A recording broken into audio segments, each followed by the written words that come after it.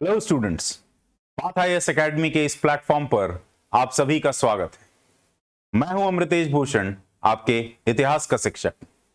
और आज हम अपने एमसीक्यू रिवीजन सीरीज जो कि सीजीपीएससी प्रीलिम्स जो कि 11 फरवरी 2024 को होने वाला है, हम इस एमसीक्यू सीरीज के अगले वीडियो के साथ आज आपके सामने उपस्थित हुए हैं। और हमारा आज का टॉपिक होगा सामाजिक धार्मिक सुधार आंदोलन।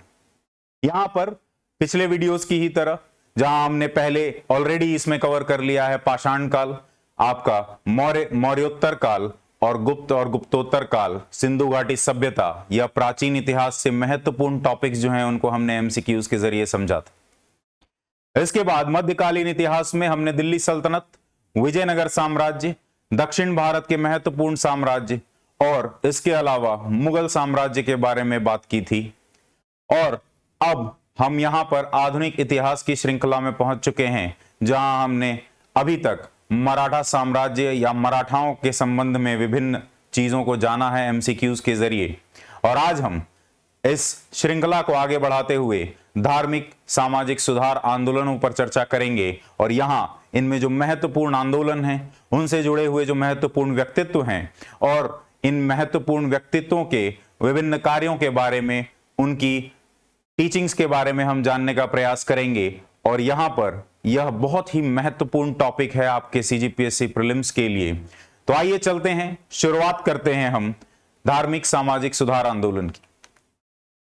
सबसे पहला सवाल, सामाजिक धार्मिक सुधार आंदोलनों के बढ़ने के कारणों के संदर्भ में निम्नलिखित कथनों पर विचार करें।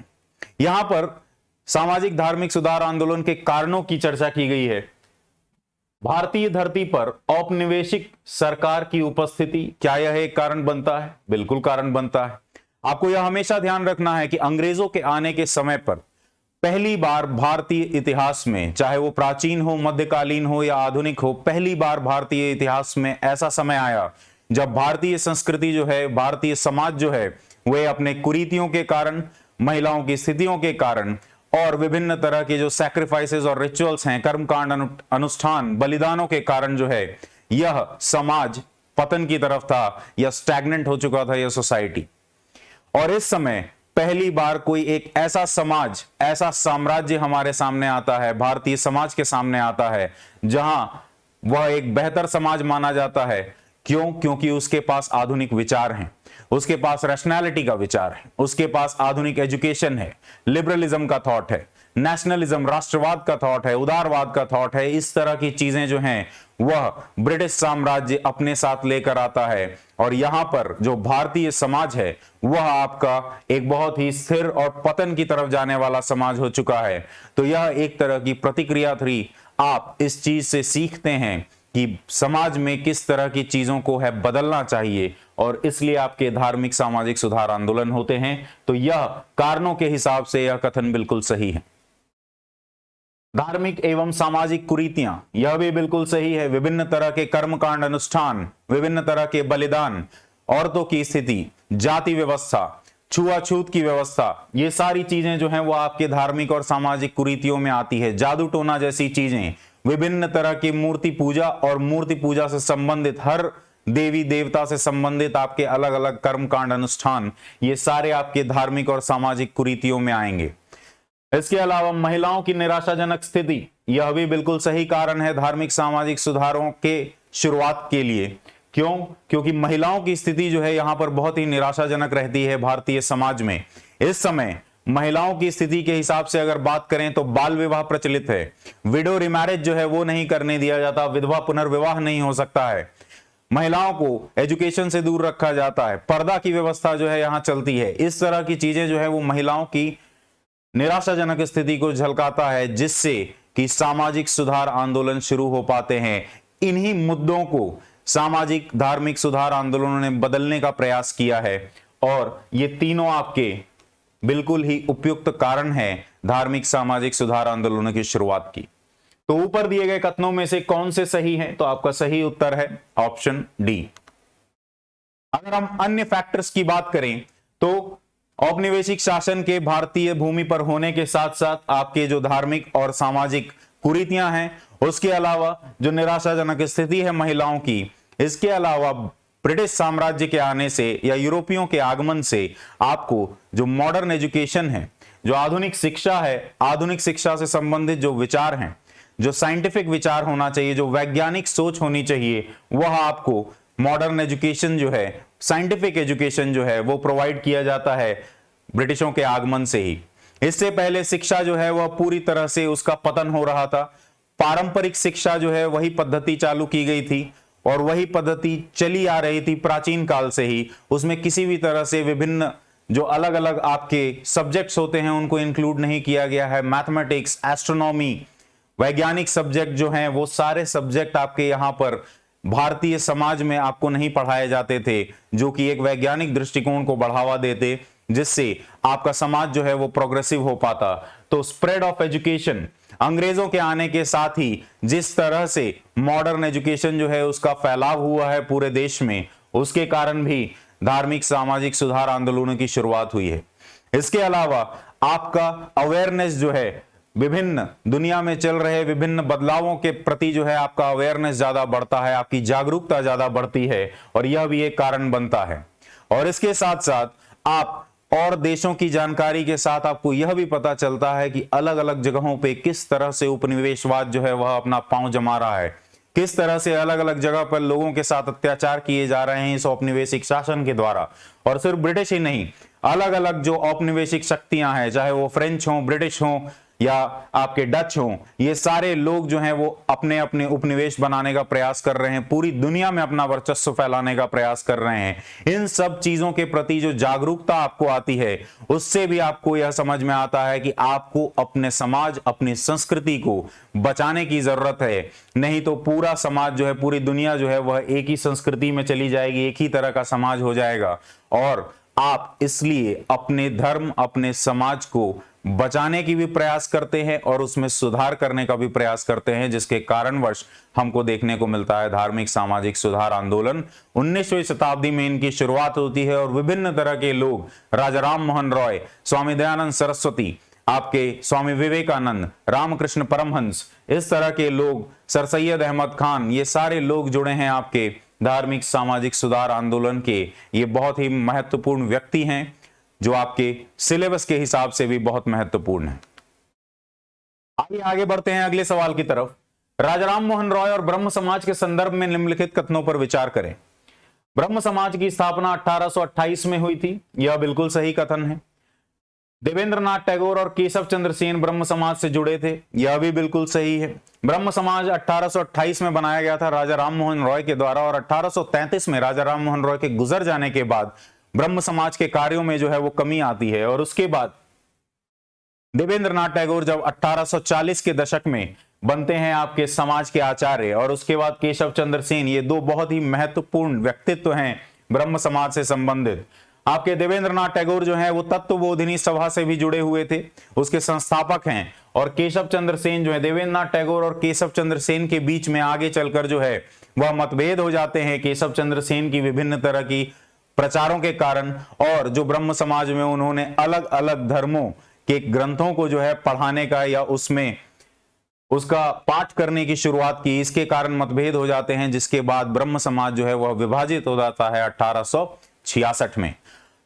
देवेंद्रनाथ टैगोर का ब्रह्म समाज जो है वह आदि ब्रह्म समाज के नाम से जाना जाता है और केशव चंद्र सेन का ब्रह्म समाज जो है वह आपको ब्रह्म समाज ऑफ इंडिया के नाम से जाना जाता है या भारत का ब्रह्म समाज बनता है। वहीं आगे चलकर 1878 में एक बार और विभाजन देखने को मिलता है ब्रह्म समाज ऑफ इंडिया में या भारतीय ब्रह्म समाज में, जिसके केशव चंद्र सेन जो है वो संस्थापक माने जाते हैं या प्रमुख माने जाते हैं।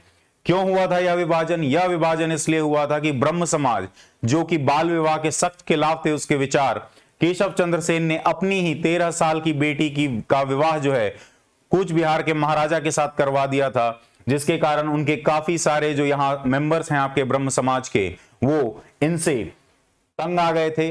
और ये चूंकि जिन विचारों को आप दे रहे हैं, आप उन्हीं विचारों को अपने अंदर नहीं अपना रहे हैं, अपने परिवार में नहीं अपना रहे हैं, तो असंतुष्ट होकर कई सारे लोगों ने साधारण ब्रह्म समाज बना लिया था। और ब्रह्म समाज ऑफ इंडिया जो है वो केशव चंद्र सेन का 1878 में यह विभाजन होता है। तो कुल मिलाकर 2 विभाजन हमको देखने को मिलता है ब्रह्म समाज में।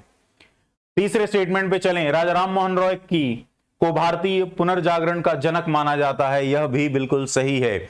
इन्हीं के प्रयासों से सबसे पहली बार किसी भी धार्मिक या सामाजिक कुरीति जो है उसको हटाने का काम किया है ब्रिटिश सरकार ने।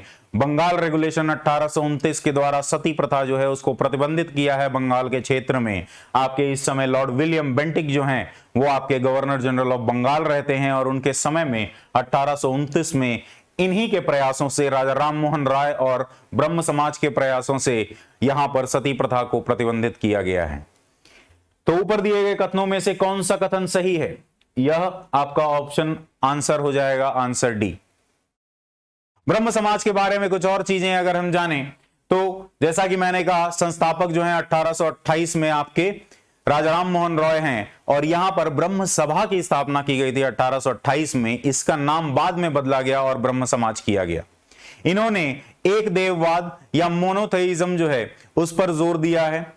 बहुदेववादी प्रथा जो थी हमारे समाज की, हमारे धर्म की, इस समय में यानी कि मध्यकालीन समाज, मध्यकालीन भारतीय समाज में जो बहुदेववाद की प्रथा थी उसको बंद करने की बात की गई है। इन्होंने रिजेक्ट किया है पॉलीथेइज्म को और मोनोथेइज्म को एक्सेप्ट किया है। इसके अलावा ये सबसे बड़े प्रचारक माने जाते हैं वेदांत के। वेदों का अंत, उपनिषदों में जो विभिन्न तरह के प्रिंसिपल्स वेदों के दिए गए हैं, जहां पे कोई धर्म से जुड़े हुए कर्म कांड अनुष्ठान नहीं होते, वहां सिर्फ प्रिंसिपल्स की बात की गई है, सिद्धांतों की बात की गई है वेदांत में, वेदों के। तो वेदांत के ही जोर पर इन्होंने विभिन्न तरह के जो है सामाजिक कुरीतियों को हटाने का काम किया है, और इसके साथ साथ रैशनलिज्म या तर्कवाद जो है उसका भी इस्तेमाल किया गया है ब्रह्म समाज और राजा राम मोहन रॉय के द्वारा। ब्रह्म समाज जो है, जैसा कि मैंने आपको बताया, 1866 में यह पहली बार इसका बंटवारा होता है। देवेंद्र नाथ टैगोर का ब्रह्म समाज कहलाता है आदि ब्रह्म समाज, और केशव चंद्र सेन का ब्रह्म समाज कहलाता है ब्रह्म समाज ऑफ इंडिया। इसके अलावा मैंने यह भी आपको बताया कि तत्वबोधिनी सभा जो है 1839 में बनाया गया था देवेंद्र नाथ टैगोर के द्वारा, और इसके साथ साथ देवेंद्र नाथ टैगोर एक पत्रिका भी निकालते थे इसी नाम की। बंगाली में यह पत्रिका लिखी जाती थी, तत्वबोधिनी पत्रिका। इन सभी लोगों ने भारत के पुराने इतिहास को उजागर करने का भी काम किया है, क्या स्वर्णिम इतिहास हुआ करता था, और उस तर्ज पर जो है विभिन्न सुधार लाने की वह प्रयास किया गया है समाज में।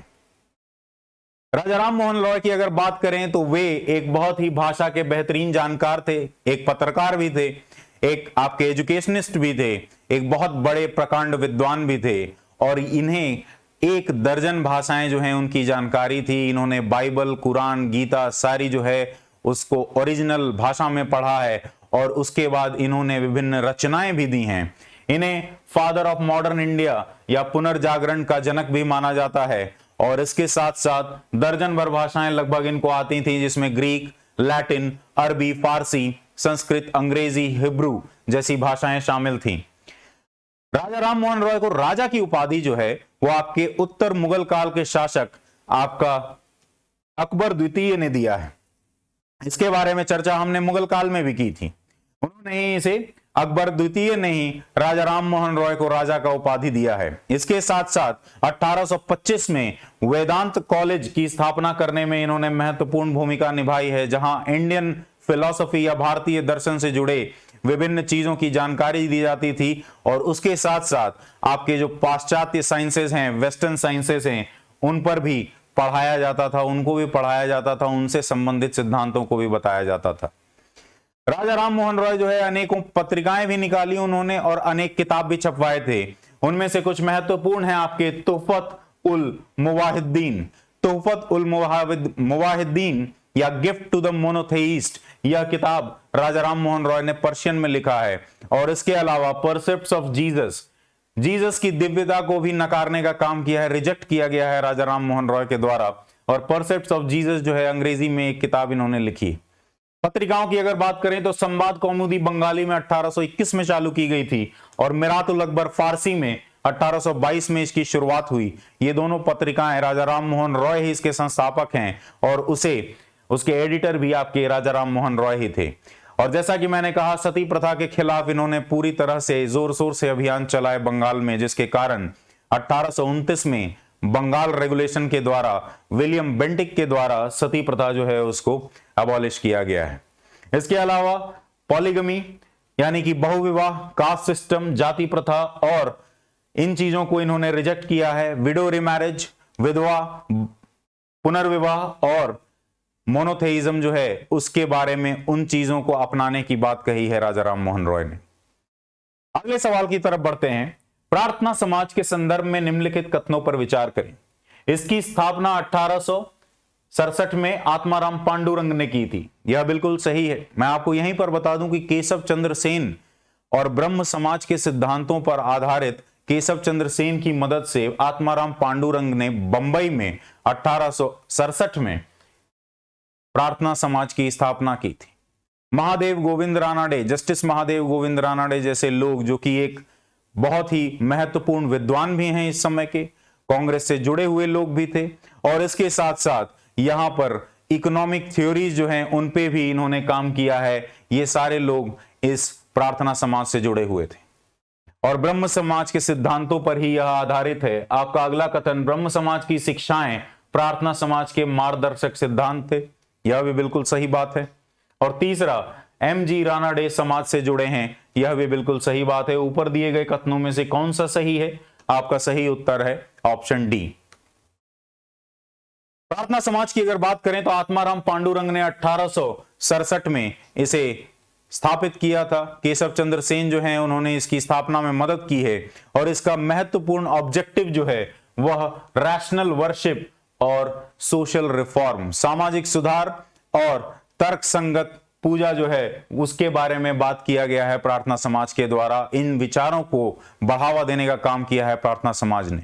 अगर हम इनसे जुड़े विभिन्न लोगों के बारे में बात करें तो आर.सी. भंडारकर, जस्टिस महादेव गोविंद रानाडे, ये दोनों आपके इससे संबंधित महत्वपूर्ण व्यक्तित्व हैं, महत्वपूर्ण नेतृत्व इन्होंने प्रदान किया है प्रार्थना समाज को।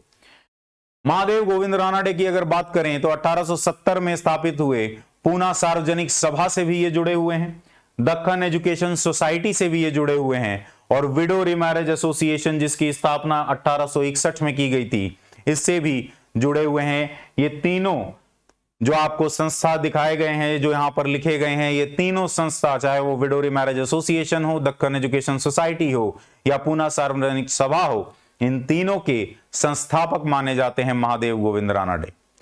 अगर हम प्रार्थना समाज की बात करें तो प्रार्थना समाज का 4 सूत्री एजेंडा हुआ करता था या 4 सूत्री कार्यक्रम हुआ करता था। सबसे पहला था आपका जाति व्यवस्था जो है उसको खारिज किया गया है। दूसरी चीज, महिलाओं के शिक्षा के लिए जो है इन्होंने महत्वपूर्ण योगदान किया है।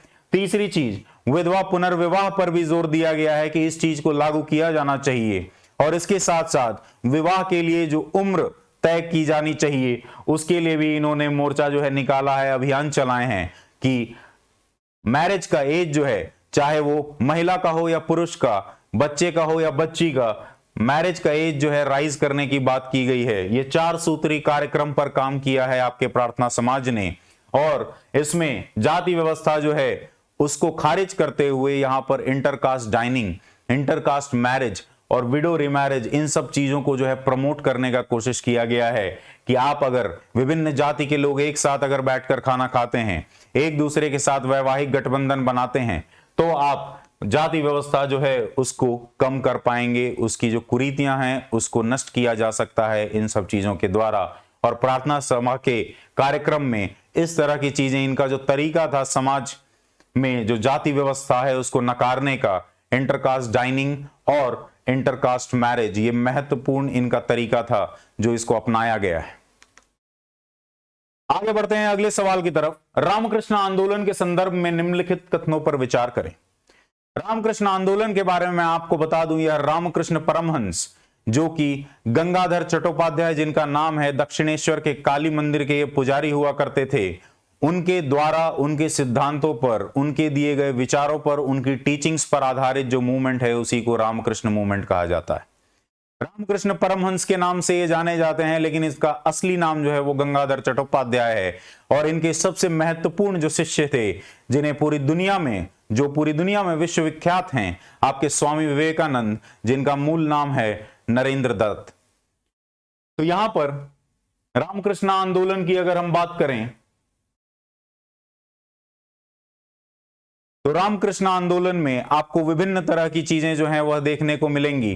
यहां पर भक्ति, मेडिटेशन, इन सब तरह की चीजों के बारे में बात किया गया है। इसके अलावा यहां पर पूरी तरह से जो है दो सिद्धांत हैं रामकृष्ण आंदोलन के, कि सबसे पहले तो आपको ऐसे लोगों को, ऐसे भिक्षुओं का समूह बनाना है जो पूरी दुनिया में वेदांत का प्रचार करें, और दूसरे कुछ आपको ऐसे उपासकों का समूह बनाना है जो आगे चलकर जो है पूरी दुनिया को बिना किसी भेदभाव के, ना जाति, ना रंग, ना लिंग के आधार पर भेदभाव करें और पूरी दुनिया को जो है एक ही ईश्वर के स्वरूप के रूप में देखा जाए। तो यहां पर यह सवाल कथनों से जुड़ा हुआ है, लेकिन ऑप्शन जो है वो दूसरी चीजों से दिया गया है। यहां पर युवा बंगाल आंदोलन, यंग बंगाल मूवमेंट, हेनरी विवियन डोरेजियो ने दिया था, यह इसके नेता माने जाते हैं। ईश्वर चंद्र विद्यासागर, ईश्वर चंद्र विद्यासागर जो हैं वो आपके बहुत ही महत्वपूर्ण महिलाओं और महिलाओं से संबंधित जो समाज में सुधार हुए उनसे बहुत महत्वपूर्ण जाने जाते हैं ईश्वर चंद्र विद्यासागर। और ये कलकत्ता के बेथ्यून स्कूल के सेक्रेटरी थे, संस्थापक नहीं थे, सेक्रेटरी थे, तो यह भी सही है। सावित्रीबाई फूले, ज्योतिबा फूले और सावित्रीबाई फूले पिछड़े वर्ग, जाति प्रथा और महिला शिक्षा और महिला उत्थान से संबंधित कार्यों से जुड़े हुए लोग हैं जो आपके बंबई प्रोविंस या बंबई प्रांत के थे। सावित्रीबाई फूले महिला सेवा मंडल से जुड़ी हैं, उसकी संस्थापक मानी जाती हैं सावित्रीबाई फूले और इनके पति ज्योतिबा फूले। ज्योतिराव फूले ने सार्वजनिक सत्य धर्म नाम की किताब लिखी है। इसके अलावा गुलामगिरी नाम की भी किताब जो है ज्योतिराव फूले ने लिखी है। ऊपर दिए गए युग्मों में से कौन सा सही है? आपका सही उत्तर है option D, all of these. अगर हम यंग बंगाल मूवमेंट की बात करें तो यंग बंगाल मूवमेंट में आपके हेनरी विवियन डोरोजियो जो हैं, इनको इसका संस्थापक माना जाता है और यह एक शिक्षक हुआ करते थे जो कॉलेज में फ्रेंच रिवॉल्यूशन या फ्रांसीसी क्रांति से जो है इन्होंने अपना पूरा का पूरा जो इंस्पिरेशन है इन्होंने फ्रांसीसी क्रांति से लिया है। स्वतंत्रता का विचार जो है उसको प्रमोट किया है, उदारवादी विचार जो है उसको प्रमोट किया है, फ्रीडम, लिबर्टी जैसी चीजों पर इन्होंने जोर दिया है। इक्वालिटी, लिबर्टी, इक्वालिटी और फ्रेटर्निटी, ये तीन मंत्र हैं आपके फ्रांसीसी क्रांति से जिनकी उत्पत्ति मानी जाती है। इन तीनों मंत्रों पर इन्होंने महत्वपूर्ण शिक्षा दी है लोगों को और इनके जो फॉलोअर्स हुआ करते थे उन्हें डेरोजियंस कहा जाता था। ये एक एंग्लो इंडियन है। 1809 से 1831 तक यह हिंदू कॉलेज, 26 से 31 के बीच में हिंदू कॉलेज में यह पढ़ाया करते थे और इस प्रोग्रेसिव मूवमेंट के नेता माने जाते हैं डेरोजियो। डेरोजियो की टीचिंग्स की बात करें तो आपको तर्कसंगत और स्वतंत्र रूप से सोचना चाहिए। उसके अलावा जितने भी अथॉरिटी है आपको सबको क्वेश्चन करना आना चाहिए कि किस तरह से आप इस अथॉरिटी जो है उसको स्थापित कर रहे हैं, आपका क्या हक है कि आप इस अथॉरिटी पे बैठे हैं। और लव, लिबर्टी, इक्वालिटी, फ्रीडम जैसा कि मैंने कहा इस तरह की चीजें जो हैं इन्होंने आगे बढ़ाया है, इन चीजों पर जोर दिया गया है और इनके जो अनुयायी थे उन्हें डेरोजियंस कहा जाता था। और डेरोजियंस जो हैं वो महिला शिक्षा और महिलाओं के अधिकारों के बारे में भी इन्होंने बात की है। आगे बढ़ते हैं और बात करते हैं ईश्वर चंद्र विद्यासागर की। 1850 में ईश्वर चंद्र विद्यासागर जो है संस्कृत कॉलेज के प्रिंसिपल बने हैं कलकत्ता में और इस संस्कृत कॉलेज को गैर ब्राह्मणों के लिए खोलने का काम भी इनके समय में ही किया गया है। जो संस्कृत की शिक्षा है वो मध्यकालीन समाज में ब्राह्मणों के अलावा किसी को भी लेने का अधिकार नहीं था। इस तरह से इन्होंने संस्कृत कॉलेज में गैर ब्राह्मणों को घुसाकर आपने बराबरी का दर्जा दिया है, बराबरी के दर्जे के लिए काम किया है, आधुनिक शिक्षा के लिए काम किया है और इसके लिए ईश्वर चंद्र विद्यासागर जाने जाते हैं शिक्षा के लिए। लेकिन यहां आपको ध्यान रखना है कि ईश्वर चंद्र विद्यासागर का सबसे महत्वपूर्ण योगदान जो माना जाता है वह है विधवा पुनर्विवाह से संबंधित और इन्हीं के प्रयासों के कारण 1856 में लॉर्ड डलहौजी के समय में 1856 में विधवा पुनर्विवाह जो है उसको कानूनी रूप से मान्यता दी गई थी। और इसके अलावा अगर हम बात करें तो यहां पर विडो रीमैरिज के लिए इन्होंने काम किया है, पॉलीगैमी मिटाने के लिए काम किया है, महिलाओं की शिक्षा के लिए काम किया है और बेथुइन स्कूल के जब ये सेक्रेटरी थे तो उस समय औरतों को या महिलाओं को यहां पर शिक्षा प्राप्त करने का अधिकार दिया गया है। तो इसलिए भी इन्हें महिलाओं की शिक्षा और महिलाओं के अधिकारों से संबंधित अगर कोई एक सिर्फ एक महत्वपूर्ण व्यक्ति है जो धार्मिक सुधार आंदोलनों में आपको देखने को मिलेगा, वो हैं आपके ईश्वर चंद्र विद्यासागर। आगे बढ़ते हैं, ज्योतिराव फूले और सावित्रीबाई फूले के बारे में बात करते हैं। ये खुद नीची जाति के थे, माली समुदाय को बिलोंग करते थे।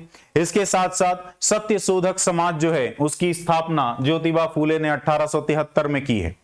इसके अलावा सत्य शोधक समाज के बारे में बात करें तो इनके दो ही मूल ऑब्जेक्टिव्स थे। सबसे पहला सोशल सर्विस, समाज सेवा, और दूसरा शिक्षा का प्रचार प्रसार निचली जाति के लोगों में और औरतों में। और इन्हीं दो चीजों पर ज्योतिबा फूले ने भी और इनकी पत्नी सावित्रीबाई फूले ने भी काम किया। जैसा कि मैंने बताया, सार्वजनिक सत्य धर्म और गुलामगिरी नाम की किताब ज्योतिबा फूले ने लिखी है और महात्मा की उपाधि भी इनको दी गई थी 1828 में, इन्हीं के एक साथ के धार्मिक सामाजिक सुधारक के द्वारा, जिनका नाम है विठ्ठलराव कृष्णाजी वांडेकर। इन्होंने ही महात्मा की उपाधि ज्योतिराव फूले को दी थी। सावित्री बाई की अगर हम बात करें तो यहां पर आप देख सकते हैं कि सावित्रीबाई ने दो एजुकेशनल इंस्टीट्यूशंस जो हैं, ट्रस्ट जो हैं, उनकी शुरुआत की थी। आपका सबसे पहला जो लड़कियों के लिए स्कूल खोला गया है भारत में, वह आपका पुणे में नेटिव फीमेल स्कूल है। और दूसरा society for promoting education of Mahars, Mahar और मांग एंड अदर्स, यानी कि जो छोटी छोटी जातियां थी उस समय की, इन जातियों के लिए जो है आपने प्रमोट करने के लिए एक एजुकेशनल ट्रस्ट की शुरुआत की है। इन्होंने भी विभिन्न रचनाएं लिखी हैं। काव्या फूले और भावनाक्षी सुबोध रत्नाकर, ये दोनों इनके काव्यों का संग्रह है। इसके साथ साथ बाल हत्या प्रतिबंधक गृह की स्थापना भी इनके द्वारा की गई है और ज्योतिराव फूले के साथ मिलकर इसको स्थापित किया गया है 1868 में। तो इस तरह के जो विभिन्न आपको सावित्रीबाई फूले से भी, जो कि एक बहुत ही महत्वपूर्ण सुधारक हैं और चूंकि ये खुद एक महिला भी हैं, इसलिए इनका नाम आपके लिए जानना बहुत ही महत्वपूर्ण है। आपके सिलेबस में इन लोगों के बारे में बिल्कुल नहीं दिया गया है, सिर्फ ब्रह्म समाज, राजा राम मोहन रॉय, आर्य समाज, इन सब चीजों के बारे में दिया गया है। लेकिन आपको ध्यान रहे कि इन सब लोगों से भी प्रश्न आते हैं, आते रहे हैं और आगे भी आते रहेंगे, तो इनको जरूर पढ़ें और याद रखने का प्रयास करें। आगे बढ़ते हैं, एक और सुधारक के बारे में जानते हैं, गोपाल बाबा वलंकर। ये भी आपके बंबई प्रोविंस, बंबई प्रांत के ही एक बहुत ही महत्वपूर्ण सुधारक हैं और इन्होंने अनार्य दोष परिहार मंडली नाम की एक सोसाइटी जो है उसके संस्थापक माने जाते हैं। इन्होंने भी निचली जाति, खास करके दलितों जो है उनके लिए बहुत ज्यादा काम किया है। इसके अलावा वेताल विध्वंसक नाम की एक पत्रिका जो है, मासिक पत्रिका जो है, वह भी निकाला करते थे और वेताल विध्वंसन, यह पत्रिका भी जो है इन्होंने छापने का काम किया है अपने 1888 और 1889 में। इसके साथ साथ हिंदू धर्म दर्पण जो है नाम की एक किताब लिखने का काम भी गोपाल बाबा वलंकर ने किया है 1894 में। आगे बढ़ते हैं, रामकृष्ण आंदोलन के संदर्भ में निम्नलिखित कथनों पर विचार करें।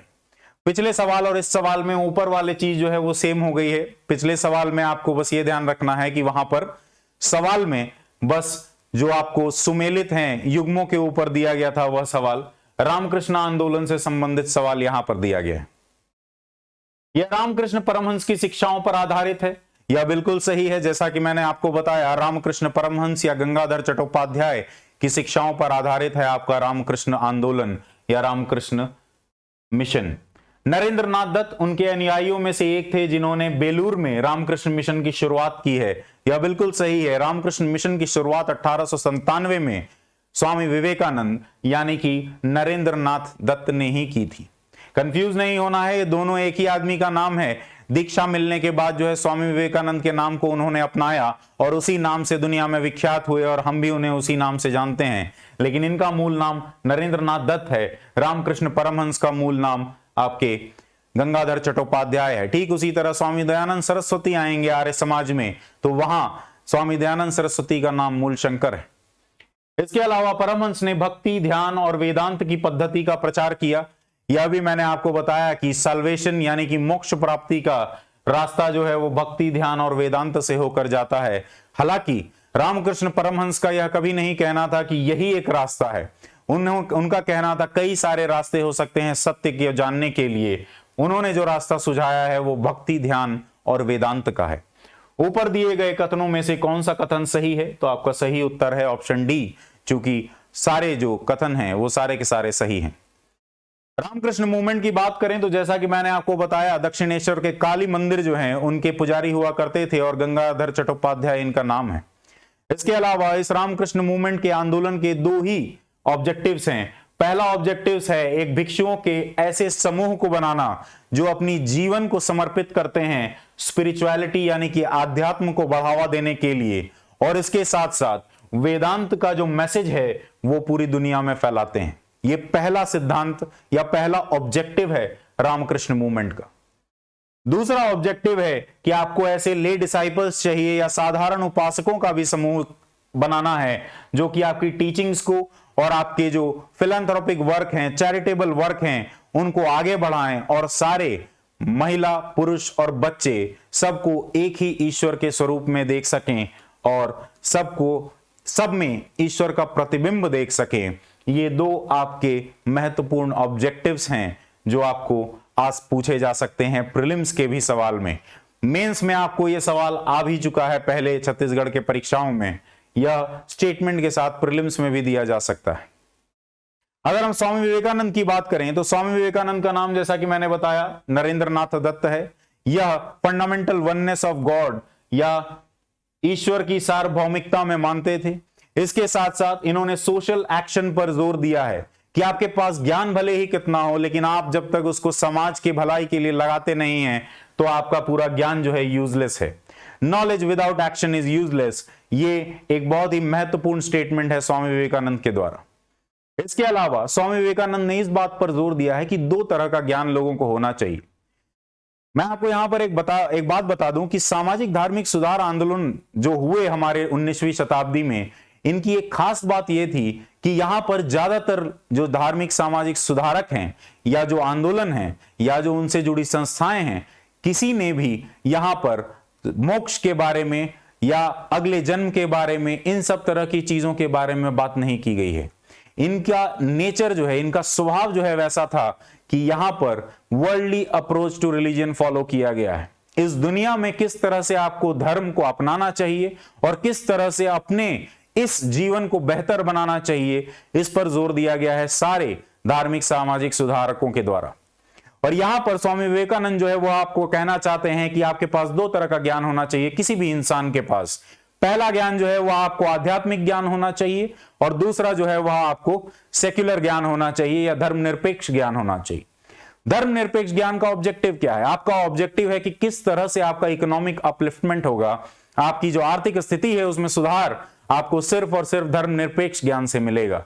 आपको साइंस का ज्ञान होना चाहिए, कोई स्किल आना चाहिए, कोई तरीका आना चाहिए, अलग अलग तरह की चीजें जो हैं वो आप सिर्फ इसलिए जानें ताकि आप अपनी आर्थिक स्थिति जो है उसको सुधार सकें। वहीं दूसरी तरफ आध्यात्मिक ज्ञान भी जरूरी है, क्योंकि आध्यात्मिक ज्ञान जो है वह आपको सेल्फ कॉन्फिडेंस भी देगा, अपने आप पर आपका आत्मविश्वास भी बढ़ाने का काम करेगा, और उसके साथ साथ जो आध्यात्मिक ज्ञान है वह आपको नैतिकता भी सिखाएगा कि किस तरह से किसी भी इंसान को नैतिक होना चाहिए। तो यहां पर दो तरह के ज्ञान के बारे में जोर दिया गया है स्वामी विवेकानंद के द्वारा, और इस तरह से स्वामी विवेकानंद को एक और चीज के लिए जाना जाता है। जो पहला धर्म संसद हुआ था शिकागो यूएसए में 1893 में, उसके बाद स्वामी विवेकानंद वेदांत के विचार पूरे विश्व में फैले और स्वामी विवेकानंद जो है वो विश्वविख्यात हो गए। और 1897 में, जैसा कि मैंने पहले भी बताया था, बेलूर में इन्होंने ही रामकृष्ण मिशन की स्थापना की है। आगे बढ़ते हैं अगले सवाल की तरफ। आर्य समाज के संदर्भ में निम्नलिखित कथनों पर विचार करें। इसकी स्थापना 1875 में स्वामी दयानंद सरस्वती ने लाहौर में की थी। यह बिल्कुल गलत है। क्यों गलत है? 1875 सही है, स्वामी दयानंद सरस्वती सही है, लेकिन लाहौर नहीं, बंबई में इसकी स्थापना की गई थी। 2 साल बाद यानी कि 1877 में इसे शिफ्ट किया गया और इसका मुख्यालय लाहौर हो गया। शुरुआत इसकी बंबई से हुई थी, तो पहला कथन आपका गलत है। दयानंद सरस्वती ने भारत भारतीयों के लिए का नारा दिया। जी हां, यह बिल्कुल सही है, भारत भारतीयों के लिए। स्वामी दयानंद सरस्वती हैं, उनका मानना था यह पुनरुत्थानवादी सुधारक हैं। दो तरह के सामाजिक धार्मिक सुधारक आपको देखने को मिलेंगे। एक पुनरुत्थानवादी हैं यानी कि रिवाइवलिस्ट हैं और दूसरे सुधारक हैं जो आपके रिफॉर्मिस्ट हैं। तो यहां पर रिवाइवलिस्ट इन्हें इसलिए कहा जाता है या पुनरुत्थानवादी इसलिए कहा जाता है क्योंकि ये सारे के सारे जो लोग हैं ये पुरानी किसी सभ्यता को या समाज की परिस्थिति को वापस लाना चाहते हैं। और दयानंद सरस्वती आपके ऐसे ही व्यक्ति हैं जो आर्य जो समाज हुआ करता था, जो आर्यों का समाज हुआ करता था, यानी कि वैदिक काल, वेदों, इन सभी को सबसे महत्वपूर्ण माना गया है आर्य समाज और स्वामी दयानंद सरस्वती के द्वारा। इनके हिसाब से वेद जो हैं वो शाश्वत थे और उसके बाद के जितने भी धर्म ग्रंथ लिखे गए हैं वो मनुष्यों का काम था, जबकि वेद जो हैं वो अपरुषेय हैं। वो जो है यहाँ वेद हमें सीधे जो है भगवान से मिला है, देवी देवताओं से मिला है, और इसलिए वेदों को और वैदिक समाज को ही हमें पुनरुत्थान उसका करवाना है, उसी को वापस लागू करना है।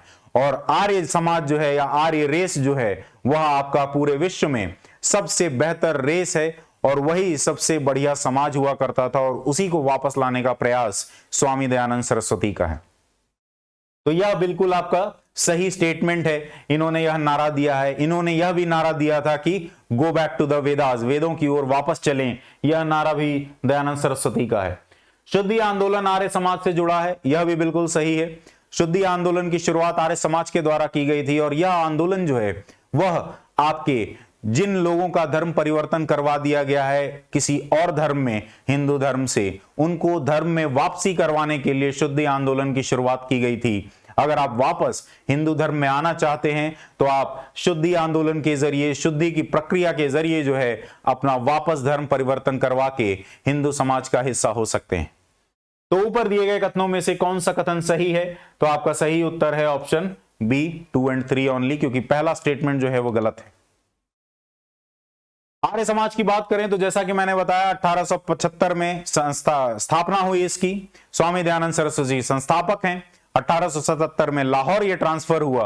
और अगर हम इसके आइडियल्स की बात करें या सिद्धांतों की बात करें तो आर्य समाज या स्वामी दयानंद सरस्वती जो हैं वह एक क्लासलेस और कास्टलेस सोसाइटी बनाना चाहते थे, जहां कोई भी वर्ग, कोई भी जाति नहीं हो। इसके अलावा आर्यों का जो रिलीजन है, आर्यों का जो धर्म है, उसी को पूरे देश का कॉमन धर्म होना चाहिए। इसके साथ साथ पूरे के पूरे भारत को जो है सामाजिक तौर पे, आर्थिक तौर पे, सांस्कृतिक तौर पे और धार्मिक तौर पे जो है एकजुट होने की जरूरत है, एकजुट करने की जरूरत है। और इसके अलावा यह नेशनलिस्ट भी थे, राष्ट्रवादी भी थे। इनके हिसाब से इंडिया जो है उसे फॉरेन रूल से या विदेशी ताकत से, शासन से जो है मुक्त हो जाना चाहिए। और ये दो जो इनके नारा है, go back to the Vedas और इंडिया फॉर इंडियंस।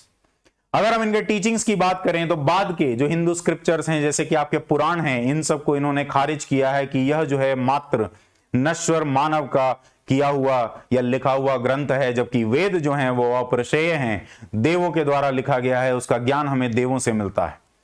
इसके अलावा कई सारी प्रथाएं, कुरीतियां जो हैं, जिन सारे कुरीतियों की हमने बात की, ये सारी कुरीतियां इन्होंने रिजेक्ट की हैं। चाहे वो मूर्ति पूजा हो, आपको ध्यान होगा कि वैदिक समाज जो है उसमें मूर्ति पूजा नहीं थी। वहां इंद्र, वरुण, सूर्य, इस तरह के देवी देवताओं की पूजा की जाती थी जो प्राकृतिक रूप से मिलते थे। ना ही मूर्ति पूजा का हमें कोई साक्ष्य वैदिक सभ्यता में नहीं देखने को मिला है। तो आपने मूर्ति पूजा जो है, उसके साथ साथ बहुदेववाद जो है, इन सब चीजों को जो है आपने खारिज किया है। जो जादू टोना है और जो आपके बलिदान हैं, विभिन्न कर्मकांड अनुष्ठान हैं, इन सभी चीजों को रिजेक्ट किया है आर्य समाज और साथ साथ स्वामी दयानंद सरस्वती ने। इन्होंने कर्म के सिद्धांत को माना है। जाति जो है व्यवस्था वो भले ही ना होनी चाहिए, लेकिन वर्ण व्यवस्था जो है उसको माना है। क्यों? क्योंकि वैदिक समाज जो है वो सबसे बेहतर समाज था। और वर्ण व्यवस्था जो है वैदिक समाज में, आपको अगर ध्यान होगा, प्राचीन इतिहास के समय में वैदिक सभ्यता में वर्ण व्यवस्था जो है वो आपके आर्थिक गतिविधियों के कारण आपको वर्ण दिया जाता था, ना कि जाति और भेदभाव के कारण वहां वर्ण दिया जाता था। इसके अलावा इन्होंने ब्राह्मण जो है, उनका डोमिनेंट पोजीशन जो सोसाइटी में है, इसको भी रिजेक्ट किया है। और इनका यह भी कहना था कि वेद जो है वो हर कोई पढ़ सकता है, हर कोई उसे अपने हिसाब से इंटरप्रेट कर सकता है। ऐसा नहीं है कि चारों वर्ण में से कोई भी वर्ण जो है वेद नहीं पढ़ पाता था वैदिक समाज में।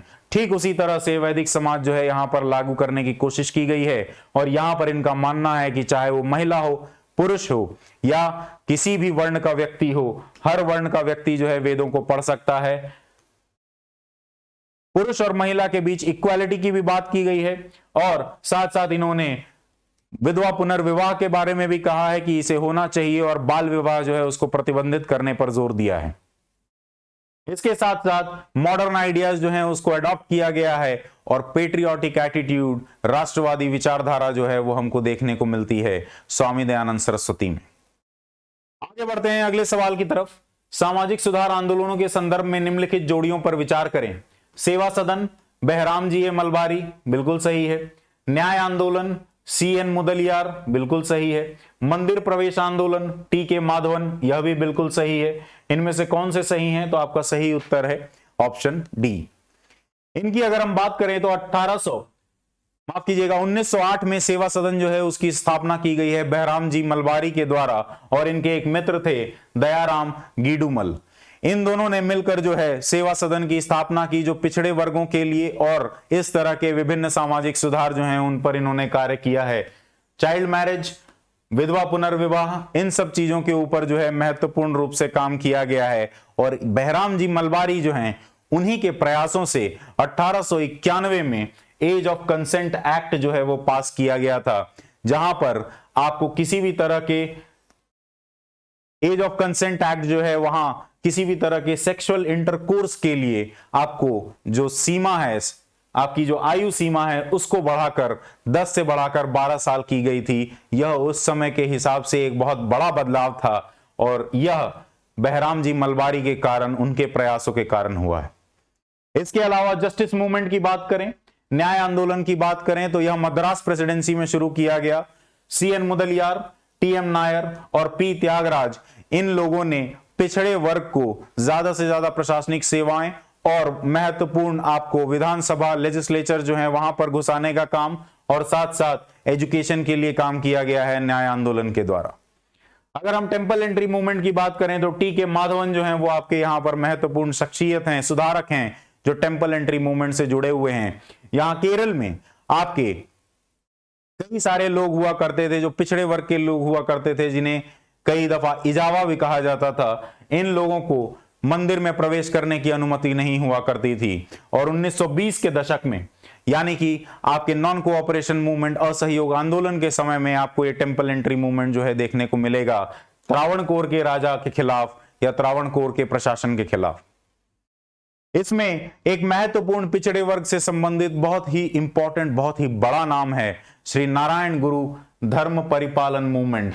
ये आपका जो मूवमेंट है इसे इनके ही नाम पर रखा गया है। नारायण गुरु ने ही इसकी शुरुआत की थी। कब? आपके 1920 के दशक में। इससे संबंधित आपका अरावीपुरम मूवमेंट भी है। अरावीपुरम मूवमेंट जो है उसकी शुरुआत 1889 में की गई थी और यह जो है यहां पर चूंकि आपको मंदिरों में प्रवेश नहीं मिलता था तो मंदिरों में आप जो हैं वो खुद एक इजावा कम्युनिटी को बिलोंग करते थे जो कि एक निचली जाति होती थी, तो आपने नदी में से एक पत्थर उठाकर जो है उसे शिवलिंग की तरह स्थापित कर दिया, जिसे अरावीपुरम मूवमेंट के नाम से जाना गया है। इसके अलावा अरावीपुरम श्री नारायण गुरु धर्म परिपालन योगम जो है यह एक संस्था है जो इस मूवमेंट से जुड़ी है और इस संस्था को रजिस्टर किया गया है 1930 में कंपनीज एक्ट के अंतर्गत और नारायण गुरु जो हैं वो इसके आपके परमानेंट चेयरमैन अध्यक्ष बने और कुमारन आसान जो हैं वो आपके जनरल सेक्रेटरी बने इस समय में। आगे बढ़ते हैं, मुस्लिम सामाजिक धार्मिक सुधार आंदोलनों के संदर्भ में निम्नलिखित जोड़ियों पर विचार करें। अलीगढ़ मूवमेंट सुधारवादी, बिल्कुल सही है। देवबंद आंदोलन इसके ठीक उल्टा पुनरुत्थानवादी थे, यह भी बिल्कुल सही है। टीटू मीर आंदोलन, सैयद मीर निसार अली, ये उनके नेता हैं जिनको टीटू मीर के भी नाम से जाना जाता है और उन्हीं के नाम पर जो है आपका आंदोलन रखा गया है। ये सारे आंदोलन जो है धार्मिक सामाजिक सुधार आंदोलन, ये सारे के सारे युग में सही हैं, तो आपका सही उत्तर है ऑप्शन डी।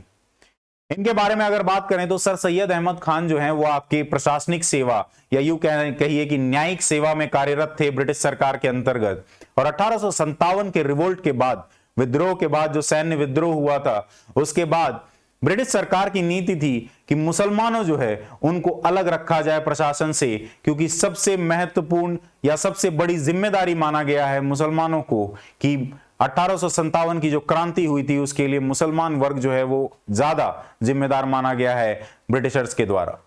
तो इस समय में 1870 के दशक में सर सैयद अहमद खान और इनके तरह के लोगों के प्रयासों से जो है इन्होंने लॉयलिस्ट टेंडेंसीज जो है उसको प्रमोट किया है कि आपको ब्रिटिश सरकार के प्रति जो है वफादार रहना है, और इसी तरह की विचारधारा जो है आपने प्रमोट भी की है अपने पूरे समुदाय में। हालांकि इसके अलावा आप विभिन्न तरह के शैक्षणिक संस्थानों से जुड़े हैं, आप एक मॉडर्न लिबरल थॉट के साथ आए हैं।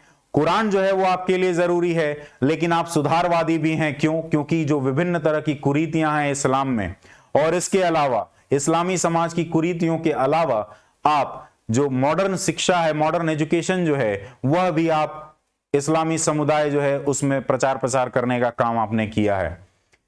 सर सैयद अहमद खान जो है उन्हें पायनियर माना जाता है इस्लामी समुदाय की शिक्षा और उनके आगे बढ़ाने से संबंधित। हालांकि ये अपने जीवन के अंत में जाकर कई मामलों में सांप्रदायिक हो जाते हैं, क्योंकि इन्होंने कांग्रेस जो है उसको भी खारिज किया है, कांग्रेस के गठन जो है उसका स्वागत नहीं किया है, उसको खारिज किया गया है, और मुस्लिम समुदाय के युवकों को जो है इन्होंने प्रतिबंधित किया है या उन्हें रोकने का प्रयास किया है कि आपको कांग्रेस या किसी भी तरह की पॉलिटिकल एक्टिविटी में इन्वॉल्व नहीं होना चाहिए।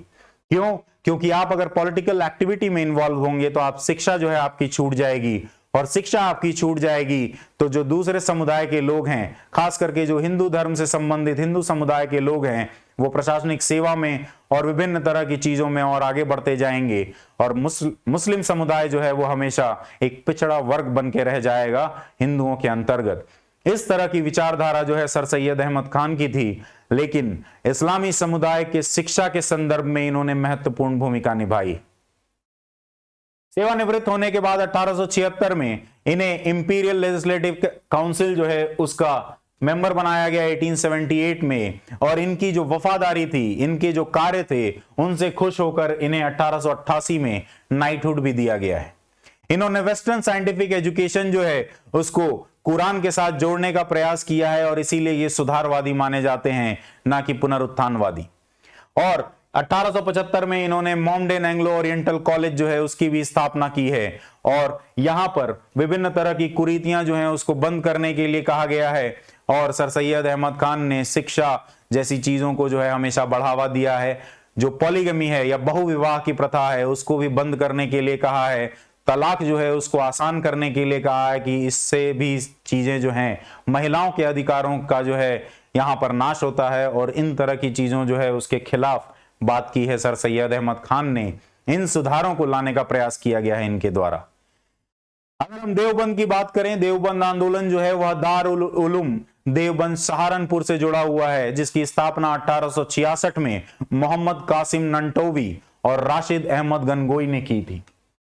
इसके अलावा इनके ऑब्जेक्टिव्स की अगर बात करें तो इनका ऑब्जेक्टिव्स ये पुनरुत्थानवादी मानने जाते हैं। कुरान और हदीस जो है उन पर आधारित इनके सारे सिद्धांत हैं, और इसके साथ साथ ये जिहाद जो है उसे भी जिंदा रखना चाहते हैं, जहां जिहाद जो है वह बाहरी शासन के खिलाफ आपको करना है। इस जिहाद के साथ आप जो यहां पे विदेशी शासन स्थापित हो गया है, अंग्रेजों का शासन स्थापित हो गया है, उसको आपको उखाड़ फेंकना है। इस तरह की विचारधारा भी जो है देवबंद स्कूल से जुड़ी है। अगर हम राजनीतिक फ्रंट की बात करें तो वहां पर हमको देखने को मिलता है कि ये सर सैयद अहमद खान के खिलाफ थे।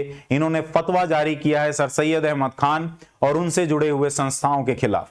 आपको मॉमडेन एंग्लो ओरिएंटल कॉलेज जो है, और इसके साथ साथ जो आपका अहमद खान के एसोसिएशन थे, यूनाइटेड पेट्रियोटिक एसोसिएशन जो एक राजनीतिक संगठन था जिसकी संस्थापना जो है वह सर सैयद अहमद खान के द्वारा की गई थी, इन दोनों के खिलाफ फतवा जारी किया है, और साथ ही साथ कांग्रेस के गठन पर उसका स्वागत किया गया है दारुल उलूम या देवबंद स्कूल के द्वारा।